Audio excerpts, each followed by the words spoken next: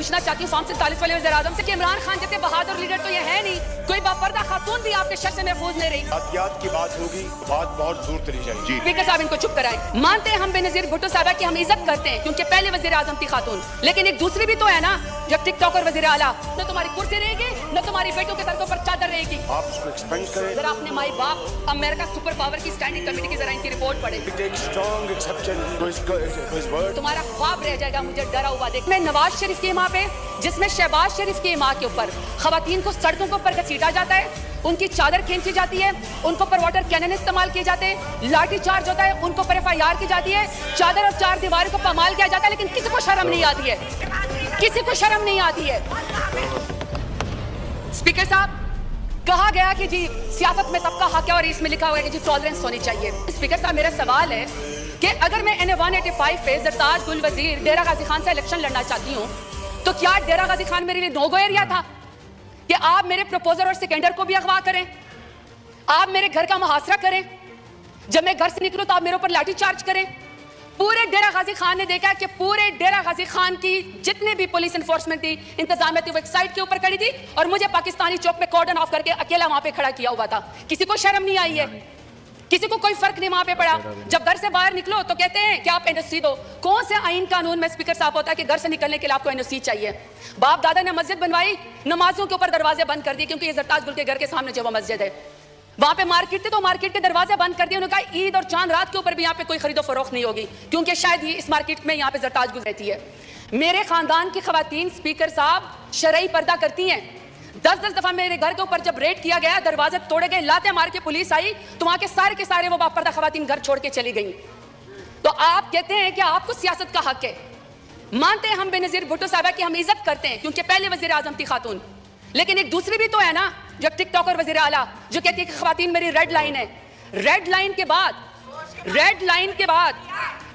बाद आप यहाँ पे कायद आज़म रहमतुल्लाह अलैह की तस्वीर के सामने मोहतरमा फातिमा जिन्ना का जिक्र करते हैं। शुक्र है स्पीकर साहब, स्पीकर के मोहतरमा फातिमा जिन्ना के जो अपोनेंट थे ना, वो हिंदू थे, वो अंग्रेज थे, वो कुछ तो वज़ादार थे।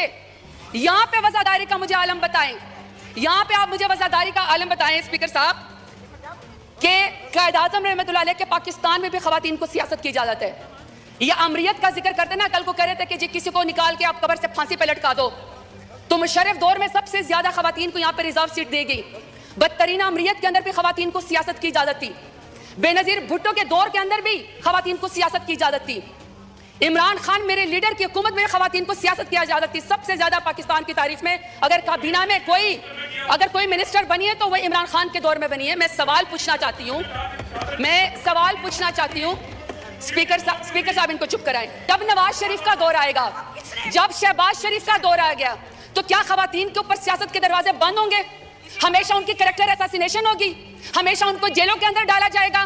मैं सवाल पूछना चाहती हूँ स्पीकर साहब, मैं सवाल पूछना चाहती हूँ कि रेहाना डार साहिबा जो सियालकोट में, जिसका तो 9 मई से भी कोई ताल्लुक नहीं था, बेटे की सीट पर इलेक्शन लड़ना चाह रही थी, वालदा की उम्र की एक खातून है, आपने यहाँ पे एक बंदे को जितवाने के लिए पुलिस के जरिए उसके गिरबान में हाथ डाला, आसमान भी कांपा होगा। मैं आपसे पूछना चाहती हूँ कि आपको कौन सी सियासी बर्तरी हासिल होगी रेहाना डार को आपको घसीटते हुए और उसके गिरबान में हाथ डालते हुए? स्पीकर साहब, हमने तो सुना था कि फलस्तीन में, कश्मीर में मकबूजा जगहों पे यहूदी और हिंदू जो खवातीन के खिलाफ टॉर्चर करते हैं, उनको हरास करते हैं ताकि उनको कोई जो है उसके ऊपर बर्तरी हासिल हो जाए। स्पीकर साहब, मेरा सवाल है स्पीकर साहब कि जब आलिया हमजा को, पढ़ी लिखी खातून इंजीनियर है, जब आलिया हमजा को उनकी 3 बेटियों के सामने रात को उसके बेडरूम से बालों से खींचकर मर्द पुलिस वालों ने सीढ़ियों के ऊपर घसीटा, तो मैं शहबाज शरीफ से पूछना चाहती हूँ कौन सी सियासी बर्तरी आपको पाकिस्तान तहरीक इंसाफ के ऊपर हासिल हो गई? अब मैं डॉक्टर यास्मीन राशिद का जिक्र करना चाहती हूँ। स्पीकर साहब, डॉक्टर यास्मीन राशिद है, एक्स मिनिस्टर है हेल्थ की, और वो इस कौम की खिदमत कर चुकी है, कैंसर की सर्वाइवर है, एक लीडर खातून है। आज वो खातून एक जमानत उसको नहीं मिलती जो कि बुनियादी हकूक के खिलाफ फर्जी है। आप ये चाहते हैं कि कोई पढ़ी लिखी खातून यहाँ पे सियासत के अंदर ना आए, उसके ऊपर दरवाजा बंद कर दिया जाए? तो मैं पूछना चाहती हूँ फॉर्म 47 वाले वज़ीर आज़म से कौन सी सियासी बर्तरी आपको हासिल हो गई? स्पीकर साहब, order in the house please सुने ऑनरेबल मेंबर बोल रही हैं, सुने जी, आप जारी रखें प्लीज। स्पीकर साहब, मैं यहाँ पे बुशरा बीबी का जिक्र करना चाहती हूँ। खातून अव्वल रह चुकी हैं, हयादार औरत है, बापर्दा औरत है, लाख इख्तलाफ होगा इनका, लाख इख्तलाफ होगा स्पीकर साहब इनका, शहबाज शरीफ का, नवाज शरीफ का लाख इख्तलाफ हमसे होगा। इमरान खान से नफरत भी होगी, क्योंकि इमरान खान जैसे बहादुर लीडर तो ये है नहीं, तो चलो आपको सियासत में नफरत होगी।